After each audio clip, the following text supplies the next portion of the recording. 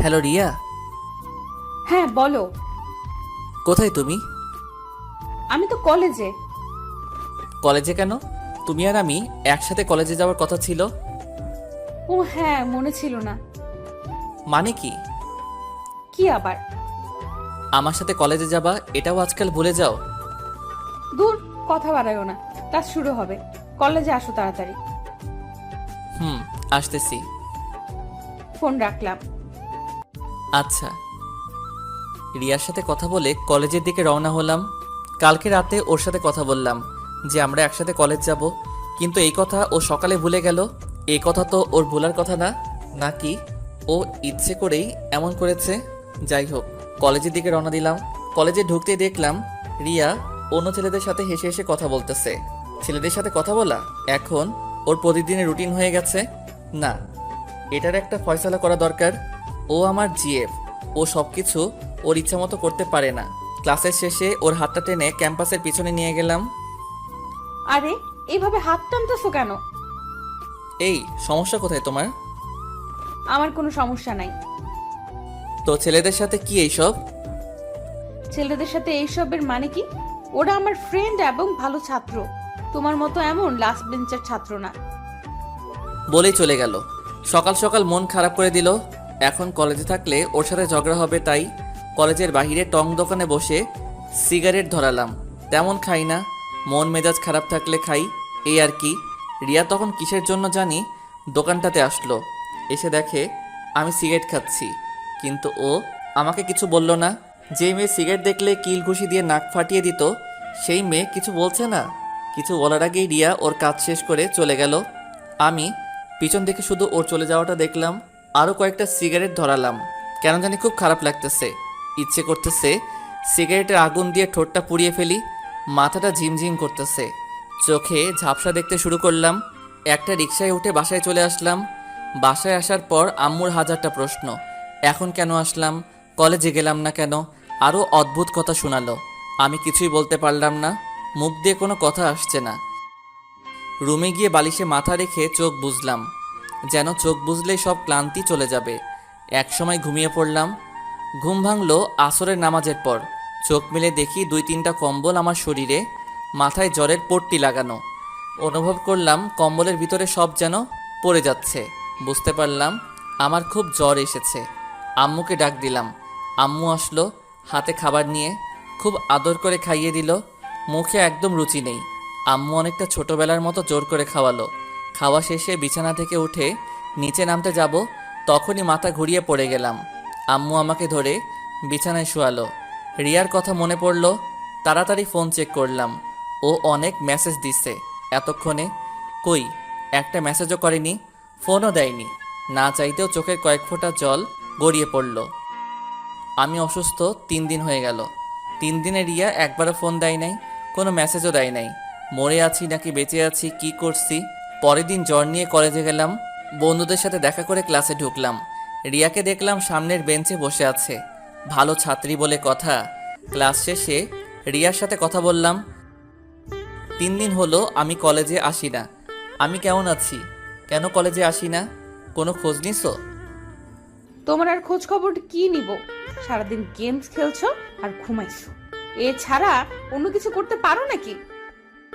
তোমার এমনটাই মনে হয়েছে আমি এসব করছি? হ্যাঁ। আচ্ছা, কি সমস্যা বলো। ভালো লাগে না কি? এই রিলেশনটা। কেন? জানি না, বলো। আমি ব্রেকআপ চাই। তোমার সাথে রিলেশনশিপ রাখবো না। মানে কি বলতেছো এসব? যা শুনছো তাই। মাথা ঠিক আছে? হ্যাঁ, এখন ঠিক আছে, এতদিন ছিল না। মানে? এত মানে মানে করবা না।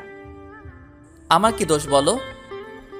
তোমার মতো থার্ড ক্লাস ছাত্রীর সাথে আমি রিলেশন করব না। কলেজের অনেক ভালো ভালো ছাত্ররা আমাকে প্রপোজ করে। তুমি কি করবা ফিউচারে? তোমার কোনো ভবিষ্যৎ আছে? কি দেখে তোমার সাথে রিলেশন করব? তো কি হয়েছে? আমাকে একা থাকতে দাও। কেন, আমি কেমন তা দেখে রিলেশন করো নাই? হ্যাঁ, এখন করব না আর ব্যাস। আর কোনো কথা বলতে চাই না এই বিষয় নিয়ে। ও আমি তো খারাপ ছাত্র। না, ঠিকই বলছো, আমার কোনো ভবিষ্যৎ নাই। অন্য কারোর সাথে রিলেশন করে সুখে থাকো। ভালো ছাত্র হতে পারলে আইসো আবার, না হলে আশা লাগবে না। পড়ালেখা করবো না আর। ওকে, আল্লাহ হাফেজ। আমি থাকবো না, তার জন্য খুব মজা পাচ্ছ? অবশ্যই, তোমার মতো বিএফ থাকার চেয়ে না থাকা অনেক ভালো। আমার মতো? হ্যাঁ, ঠিক তোমার মতো। আমার মাথাটা একদম গরম হয়ে গেল। এমনি অসুস্থ, তার উপর রিয়ার কথার এই অবস্থা। এক দৌড়ে ক্লাসের দরজা জানালা বন্ধ করলাম। এই কি করতেছো এসব? একটু পরে বুঝবি, দাঁড়া। দরজা খুলো, আমি বের হব। আরে দাঁড়া না, পাগল হচ্ছিস কেন? তখন আমি ঠাস করে ওর মুখ চেপে ধরি। ওর চোখ আমার চোখের দিকে, আর মুখ থেকে গোঙানির শব্দ। ওর চোখে ভালো করে তাকালাম। কি সুন্দর চোখ, কি মায়া। কিন্তু আমার সাথে এমন করলি কেন? ভালোই তো বেসেছিলাম। ওর কষ্ট দেখে ছেড়ে দিলাম। যতটুকু মনে ছিলা তাও নষ্ট করে ফেললাম। তুমি ভালো করেই জানো তোমার সাথে আমি কখনো খারাপ কাজ করব না। হ্যাঁ, তা তো দেখাইলা এখন। যাই হোক, আমাদের মাঝে আর সম্পর্ক নেই। হ্যাঁ। যাও, তুমি আগে ক্লাস থেকে বের হও, আমি পরে বের হচ্ছি। ওকে। রিয়া চলে গেল। আমি দেয়ালে পিঠ ঠেকিয়া কাঁদতে লাগলাম আর ভাবতে লাগলাম, এটা কি সত্যি আমার রিয়া, যে মেয়ে আমার মন খারাপ হলে হাজার বাহানায় মন ভালো করে দিত, সে এখন এভাবে কাঁদাচ্ছে আমাকে। ক্লাসরুম থেকে দেখতে পেলাম রিয়াকে, মুখে কত হাসি। আমাকে কাঁদিয়ে ও এখন খুব মজাতে আছে। এটা কেমন ভালোবাসা ছিল? ও কি সত্যি ভালোবেসেছিল আমাকে?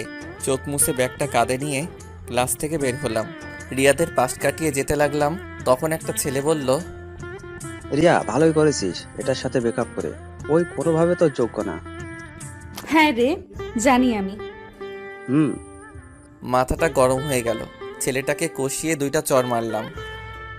বেশি কথা বললে এখানেই শুইয়ে দিয়ে চলে যাব। আমার ব্যাপারে তোর কথা বলা লাগবে? এই, তুমি ওরে মারলে কেন? রিয়ার এই কথা শুনে রিয়াকে একটা থাপ্পড় মারলাম আর বললাম, তুই কে, আবার কথা বলস? চুপ, একদম চুপ বলে কলেজ থেকে বের হয়ে আসলাম। দিনটা অনেক কষ্টে পার হয়। রাতে না খেয়ে ঘুমাতে গেলাম, ঘুম তো আসে না। রাত 2টোর দিকে হালকা চোখ লাগে। সকালে, কিরে ওঠ, কয়টা বাজে? কেন? কেন কি কলেজে যাবি না? না, যাব না। কেন? এমনি। শরীর খারাপ? না। তাহলে?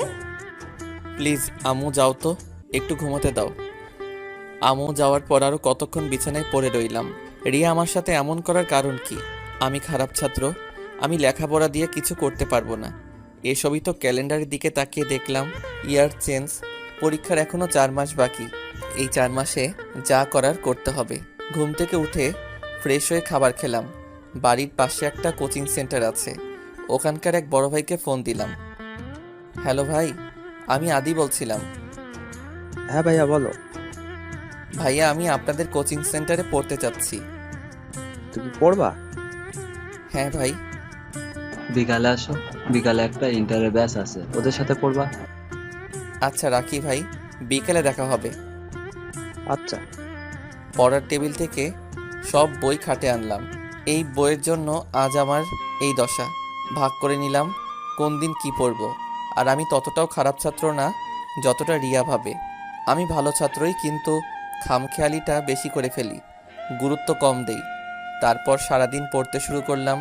ফোন থেকে ফ্রি ফায়ার প্লাস ফেবু সব ডিলিট, ফোন ধরি না। বন্ধুদের সাথে দেখা করা বন্ধ করে দিলাম। সকাল ভোরে পড়তে বসি, গভীর রাতে ঘুমাই। সকাল হয় কখন রাত হয় টের পাই না। কলেজে খুব কম যাই, যাতে রিয়া বুঝে আমার পড়ালেখা আগের মতোই আছে। আর কলেজে যেই বা কী করব? রিয়া যেসব কাজ করে নিজে ঠিক রাখতে পারবো না, আমার সাথে কথা পর্যন্ত বলে না। আমার সাথে এমন করে যেন কোনোদিন দেখেইনি আমাকে। আমিও নিজের অ্যাটিটিউড নিয়ে থাকি, কারোর সাথে কথা বলি না। নিজেকে নতুনভাবে সবার কাছে পরিচয় দিতে হবে, যাতে কেউ বাজে ছাত্র বলতে না পারে। এভাবে কেটে গেল কিছুদিন। রিয়া আর আমার সাথে যোগাযোগ করেনি। আমি অবশ্য রিয়ার মেসেজ ফোনের আশায় থাকতাম। একটাবার আমার খোঁজ নেওয়ার প্রয়োজন মনে করে না। আজকে শেষ ক্লাস, স্যার ম্যাডাম যার যার মতো করে সাজেশন দিয়ে গেল। ক্লাস থেকে বের হয়ে হাঁটতে লাগলাম গেটের দিকে। তখন রিয়াকে দেখলাম। ও কলেজে না সেজে আসলেও খুব পরিপাটি থাকতো। আমি বলতাম সেজে আসবা, ও বলতো না, ছেলেরা তাকিয়ে থাকবে। আমি তখন ওর গালটা একটু টেনে দিতাম। আর এখন সম্পর্ক কত দূরে, খুব ইচ্ছে করছে ওর পাশে যে বসতে, ওর গালটা আলতো করে ছুঁয়ে দিতে। চোখের জলটা হাত দিয়ে মুছে কলেজ থেকে বের হলাম। তারপর বাসায় চলে আসলাম। বাসায় এসে লাঞ্চ করে লম্বা একটা ঘুম দিলাম। ঘুম থেকে উঠে পড়তে বসলাম। এভাবে 7টা দিন কেটে গেল। সকালে কলেজে গেলাম। আজ থেকে পরীক্ষা শুরু। হলে যেয়ে দেখি রিয়া আমার সামনের সিটে। দুইজন এলো, সাথে ভর্তি হয়েছিলাম, তাই এখন একসাথে সিট পড়া। রিয়াকে কিছু বললাম না, চুপচাপ নিজের সিটে বসে রইলাম। 3 মিনিট পর স্যার আসলো, খাতা প্রশ্ন দিল। প্রশ্ন হাতে পেয়ে আমি খুবই খুশি, কারণ সব আমার কমন এসেছে। কিন্তু এইটা রিয়াকে বুঝতে দেওয়া যাবে না। 10 মিনিট কিছু লিখলাম না। রিয়া এই নিয়ে 2বার ঘাড় নেড়ে দেখেছে আমি কি করি, কিন্তু আমি তেমন পাত্তা দেইনি। 10 মিনিট পর লেখা শুরু করলাম। লিখতে হঠাৎ করে ম্যাডাম এসে বলল, এই ছেলে, মাথা চুল এত বড় কেন? চুল কেটে আসতে পারো না? আমি তখন মাথায় হাত দিয়ে দেখলাম চুল তো সত্যি অনেক বড় হয়ে গেছে। এ কথা শোনার পর হলের সবাই হাসা শুরু করলো। আমি কিছু বললাম না, চুপচাপ লিখতে লাগলাম। পরীক্ষা শেষ হলো। লাইফে প্রথমবার পরীক্ষা দিয়ে এত ভালো লাগলো। কারোর সাথে কথা বললাম না। বাসায় চলে আসলাম। ধীরে ধীরে সবগুলো পরীক্ষা শেষ হয়ে গেল। পরীক্ষাগুলো অনেক ভালো হয়েছে। ভালো রেজাল্ট করব ইনশাল্লাহ। শেষ পরীক্ষার দিন হল থেকে বের হতেই রিয়ার ডাক। আদি, কে? আমি আমি কে? রিয়া। হ্যাঁ বলেন। কেমন আছো? ভালো। ও, হ্যাঁ, আর কিছু? পরীক্ষা কেমন হলো? 3টা পাস করব, আর বাকিগুলো ফেল। জানি না কেন এসব বলার পর রিয়া আমাকে কষিয়ে একটা থাপ্পড় মারলো। আমি কিছু বলতে যাব তার আগেই তেরে হল থেকে বেরিয়ে গেল। আমি গালে হাত দিয়ে বসে পড়লাম। ও আমাকে মারলো কেন? তাড়াতাড়ি করে বের হলাম। রিয়াকে ডাক দিলাম, এই রিয়া, কি? মারলা কেন আমাকে? ইচ্ছে হয়েছে। ও আচ্ছা, ওই দিন যে তোমাকে আর তোমার বিএফকে মারছিলাম, তাই আজকে আমাকে মারলা? হ্যাঁ, একদম তাই। ওকে, গুড বাই। বাই। রিয়া চলে গেল। আমি শুধু ওর চলে যাওয়াটা দেখলাম। হাঁটতে হাঁটতে বাসায় চলে এলাম। কিরে, পরীক্ষা কেমন দিলি? ভালো। যাক ভালো, কিন্তু বুঝলাম না তুই এত ভালো করে পড়লি কেন? একটা কথা শোনো নাই, প্রতিটি ছেলের জীবনে উন্নতি অবনতির জন্য থাকে একজন মেয়ে। আমারও এরকম হয়েছে। তোরে আবার কোন মেয়ে কি করলো? কিছু না, খাবার বারো, ক্ষুধা লাগছে। যা ফ্রেশ হয়ে আয়। আর শোন, তোর ছোট খালা ফোন দিছে, বললো তোর পরীক্ষা শেষ হলে যেন তুই ওখানে বেড়াতে যাস। আচ্ছা, কালকে সকালে রওনা দিব, তুমিও সাথে যাবে? না, তুই একা যা, আমি গেলে বাসা ফাঁকা হয়ে যাবে। ওকে। তারপরের দিন খালাদের বাড়ি গেলাম। কলেজের পুরো বন্ধটা ওখানে কাটালাম। এলাকাটা খুব ভালো লাগে, গ্রামীণ পরিবেশ। 2 দিন পর বাসায় ফিরলাম। কালকে রেজাল্ট দিবে। যে দিনটার জন্য এত কষ্ট করছি, রাতে ঘুম হলো না, কেন জানি ঘুম আসলো না চোখে। সকালে রেডি হয়ে কলেজে গেলাম। আজকে রেজাল্ট দিবে, সাথে আম্মুকে নিয়ে আসছি, কারণ আম্মু আমার জন্য এই কয়টা দিন অনেক কষ্ট করেছে। আমি যতক্ষণ রাত জেগে পড়তাম, আম্মু জেগে থাকতো। হঠাৎ করে আম্মু বলল, কিরে, ওই মেয়েটা রিয়া না?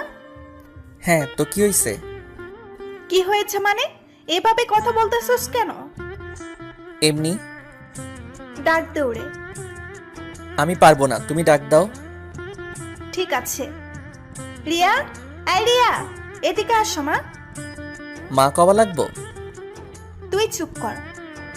তখন রিয়া কাছে এসে, আসসালামু আলাইকুম আন্টি, কেমন আছেন? ওয়ালাইকুম আসসালাম। ভালো মা, তুমি কেমন আছো? এই তো আন্টি, পরীক্ষা কেমন হয়েছে? ভালো। বাসার সবাই ভালো আছে? হ্যাঁ, সবাই ভালো আছে। আন্টি, রেজাল্ট দেওয়ার সময় হয়ে গেছে, যেতে হবে। হ্যাঁ যাও। ওই, তুইও যা। বলা লাগবে না আমাকে, আমি জানি। যা। আম্মুর কাছ থেকে বিদায় নিয়ে চলে আসলাম ক্লাসরুমে, যেখানে রেজাল্ট দিবে। অনেকক্ষণ ধরে বসে আছি, স্যারের কোনো খবর নাই। 10 মিনিট পর স্যার আসলো, এক হাতে রেজাল্ট শিট আর এক হাতে তার চর্বিযুক্ত পেট হাতাতে হাতাতে স্যার একে একে সবার রেজাল্ট দিতে শুরু করলো। ফলাফল দিতে দিতে 3 জন বাকি আছে, আর তাদের মধ্যে আমি আর রিয়া আছি। রিয়া আমার দিকে বারবার তাকাচ্ছে, আমি ওর দিকে ফোকাস দিচ্ছি না। আমার সব দৃষ্টি ফলাফলের দিকে। আমার হার্টবিট প্রচণ্ড বেড়ে গেছে, আমি রীতিমতো ঘামছি। এমন টেনশনে কখনো পড়ি নাই। আবির রোল 27, তৃতীয় হয়েছো। রিয়া রোল 19, দ্বিতীয় হয়েছো। আদি রোল 20, প্রথম হয়েছো। তখন আদি নামটা শোনার সাথে সাথে চোখের পানি চলে আসলো, চোখ বেয়ে যেন সব পানি বের হয়ে যাবে। ক্লাসের সবাই প্লাস স্যার সহ থ হয়ে গেছে, কেউ বিশ্বাসই করতেছে না প্রথম আমি হয়েছি। আমি যেন এক ঘরে আছি, কোনো এক স্বপ্ন, যেন সব কিছু থেমে গেছে। অনেকে এসে শুভেচ্ছা জানালো, আমার এই লোক দেখানোর শুভেচ্ছা দরকার নেই, আমার এখন রিয়াকে দরকার। আমি রিয়াকে খুঁজতে থাকলাম, ও কি ক্লাসে নাই নাকি, ওরে এখন লাগবে আমার। দৌড়ে ক্লাস থেকে বের হলাম, অনেক খুঁজলাম, কোথাও নাই। ও কি চলে গেল নাকি? তারপর আম্মুর কাছে গেলাম, আম্মুকে কিছু বললাম না, চুপ করে জড়িয়ে ধরে কাঁদতে লাগলাম। কিরে বোকা, কাঁদিস কেন? ফেল করেছিস? এ বল না বাবা, এত কষ্ট করলে রেজাল্ট কি? কি হচ্ছে বল না, এভাবে চুপ করে কাঁদিস কেন? তোমার পড়াশোনা খারাপ করা ছেলে আজ পুরো কলেজে প্রথম হয়েছে। সত্যি? হ্যাঁ। আমি জানতাম তুই যে পড়েছিস রেজাল্ট ভালোই হবে। হুম। হয়েছে, এখন আর কাঁদতে হবে না। হ্যাঁ, তোমার হাতে ওটা কি? ও, এটা ডায়েরি। কিসের? জানি না, রিয়া তাড়াহুড়া করে দিয়ে বলল তোকে দিতে। ও, দাও তো। একটা রিক্সা ডাকতে। হুম। বাসায় চলে আসলাম, এখন বড্ড হালকা লাগতেছে, অদ্ভুত এক শান্তি। এমন অনুভূতি কোনোদিন হয়নি। কাল থেকে কলেজের সবাই ড্যাব ড্যাব করে তাকিয়ে থাকবে। দুপুরের খাবার খেয়ে যখন ঘুমোতে যাব তখন ডায়েরির কথা মনে পড়ল। ডায়েরিটা হাতে নিয়ে ভাবতে লাগলাম খুলবো নাকি খুলবো না। রিয়া আমাকে আবার কিসের ডায়েরি দিবে? একটু ভয়ে ভয়ে ডায়েরিটা খুললাম। লেখা, প্রিয় আদি, কিছুদিন ধরে তোমাকে দেখিয়ে দেখিয়ে ছেলেদের সাথে কথা বলি। তোমাকে এটা বোঝানোর জন্য আমি তোমার লাইফে কতটা গুরুত্বপূর্ণ। তোমার জ্বর এসেছে, খারাপ লাগতেছে তাই না? খুব ইচ্ছে করতেছে তোমাকে তোমার কপালটা ছুঁয়ে দিতে। আজকে যখন তুমি দরজা বন্ধ করে আমার মুখ চেপে ধরলে, আমি সত্যি ভয় পেয়ে গেছিলাম, কারণ আমি জানি তুমি খুব রাগী। রেগে গেলে তুমি কি করো না করো কোনো খেয়াল রাখো না। তখন খুব ইচ্ছে করছিল বলতে যে কপালে একটা ভালোবাসার পরশ এঁকে দিতে। তুমি যখন ওই ছেলের কথার পর আমার গালে চড় মারলে, আমি ওই দিন রাতে খুব কেঁদেছি।